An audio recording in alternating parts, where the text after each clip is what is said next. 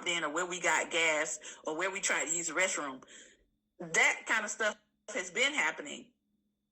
And even in the last 4 years under Biden's administration, my husband and I were stopped outside of a Sundown Town, given a ticket that was crazy, that our speedometer record and everything, because ours is tracked through a computer, our speedometer record showed that my husband was not speeding. But we were stopped and given a ticket for speeding, and they wrote a specific number of miles that made it outside of the purview of just paying it online. They wrote a specific mileage on there so that we would have to show up in court to pay and defend the ticket.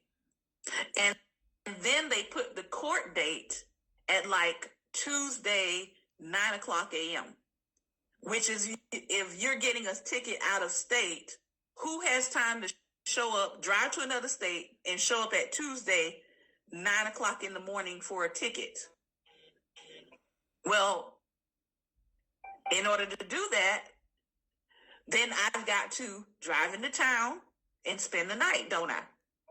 Because I got to make sure I can get up on time for a ticket because I'm driving from another state. So now you are helping the economy of your small sundown town, because now I have to drive to your town.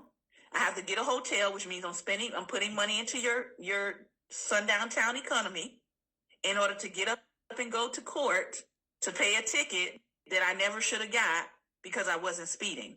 That is the insidiousness of systemic racism in sundown towns. Mm-hmm. And so to avoid that, right? Because we know if you go to a sundown town and you go in there to spend the night, you might not make it to the next morning. Okay. Right. Okay. So the ticket is a lure to get you to come to a space that is unsafe. So you go to that court thinking you're just going to pay a ticket and get out of there, and they put your behind in jail.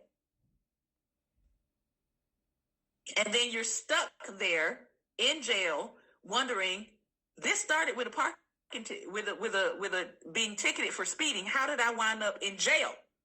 Right? Mm-hmm. So to avoid all that, because the Holy Spirit said, this is how this is going to go down, here's what you need to do.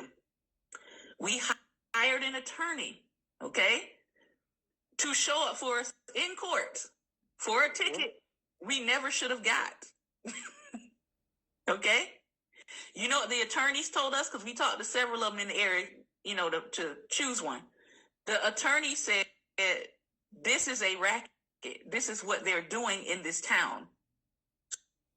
So the attorneys even admitted that this whole speeding thing was a racket for this town to collect money.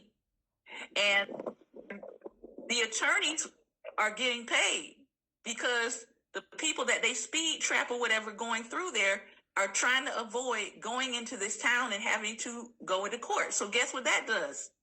That still feeds the economy for all these lawyers who are getting people calling them saying, oh my gosh, I got this ticket out of state.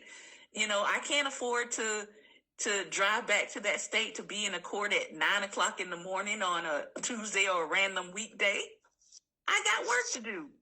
So guess what? The attorneys are making bank because now you got to pay an attorney to represent you, to stand in a court for a ticket that you never should have gotten. And the attorneys will tell you it's a racket. And they said, look, just pay us. We'll get you out of it. You'll pay a minor fee and you won't have to come here. That, my friends, is literally how sundown towns work. That's how people get held hostage. And guess what? What if we didn't have the money to pay an attorney? We would be on the other side of that, which happens to a lot of people. So when I saw the movie Rebel Ridge, I was like, that is a situation similar to what they tried to do to us. So Rebel Ridge was a very personal film to me, because even though ours wasn't not about asset and forfeiture, it was the same concept of having you stay in town and get harassed by racists, and you hope you can make it out of that town.